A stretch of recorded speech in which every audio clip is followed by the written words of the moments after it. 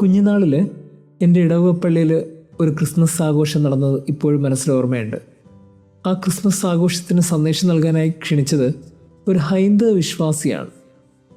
അദ്ദേഹം പറഞ്ഞ കാര്യം ഇന്നും മനസ്സിൽ തളം കെട്ടി നിൽക്കുന്നുണ്ട്. പറഞ്ഞ കാര്യം ഇതായിരുന്നു: ഞങ്ങളുടെയൊക്കെ വിശ്വാസം അനുസരിച്ച് ഞങ്ങളുടെ ദൈവം വലിയ ആഡംബരങ്ങൾക്കിടയിൽ ജനിച്ച ദൈവങ്ങളാണ്. ഞങ്ങളുടെ ദൈവത്തിന് കുറവുകളൊന്നും ഉണ്ടായിട്ടില്ല.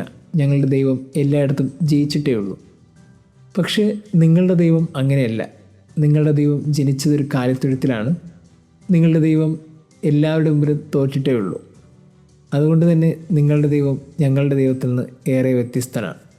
അതുകൊണ്ടാണെന്ന് തോന്നുന്നു നിങ്ങളുടെ ദൈവത്തിന് ഇത്രയേറെ ലോകപ്രശസ്തി കിട്ടിയത്.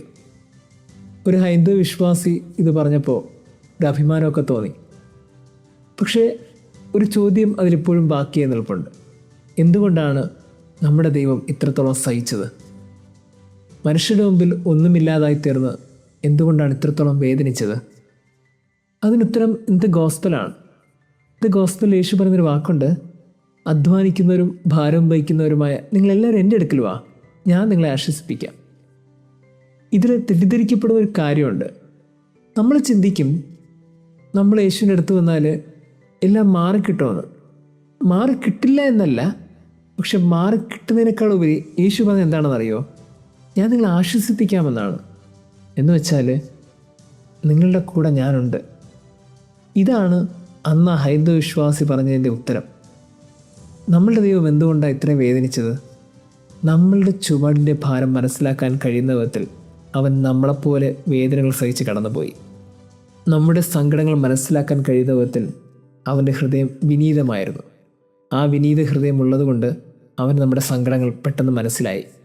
ഇങ്ങനെ നമ്മുടെ ചുമടിൻ്റെ ഭാരവും നമ്മുടെ ഹൃദയത്തിൻ്റെ നൊമ്പരമൊക്കെ മനസ്സിലാക്കാൻ കഴിയുന്ന വിധത്തിൽ ദൈവം ഒരു മനുഷ്യനെപ്പോലെ കടന്നുപോയി എന്നുള്ളതാണ് ഏറ്റവും വലിയ പ്രത്യേകത.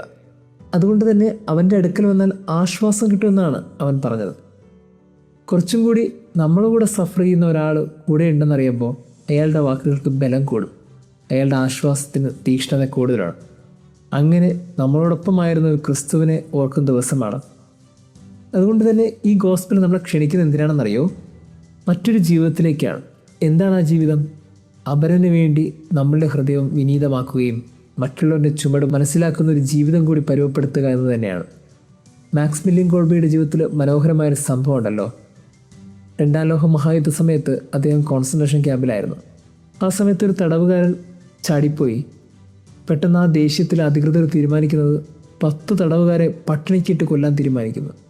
അങ്ങനെ 10 പേരെ തിരഞ്ഞെടുക്കുമ്പോൾ ഒരാൾ വാവിട്ട് കരഞ്ഞു: എനിക്ക് ഭാര്യയും മക്കളുണ്ട്, എന്നെ നിങ്ങൾ വിട്ടുകളാ.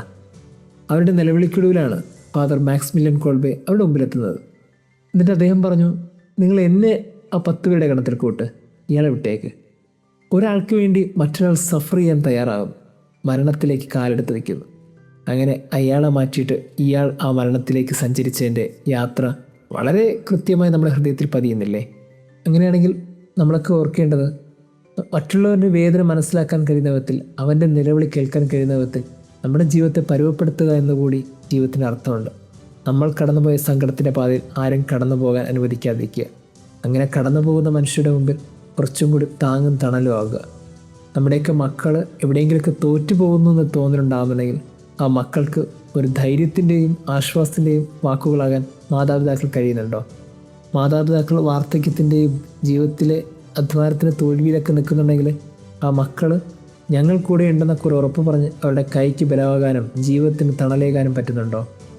ഏതൊരിടത്തായിരുന്നാലും നമ്മുടെ കൂടെയുള്ള മനുഷ്യർക്ക് താങ്ങും തണലുമാകുമ്പോൾ അവർക്കൊരാശ്വാസത്തിൻ്റെ ഹൃദയം സൂക്ഷിക്കാനും ജീവിതം പരുവപ്പെടുത്താനും കഴിയണം.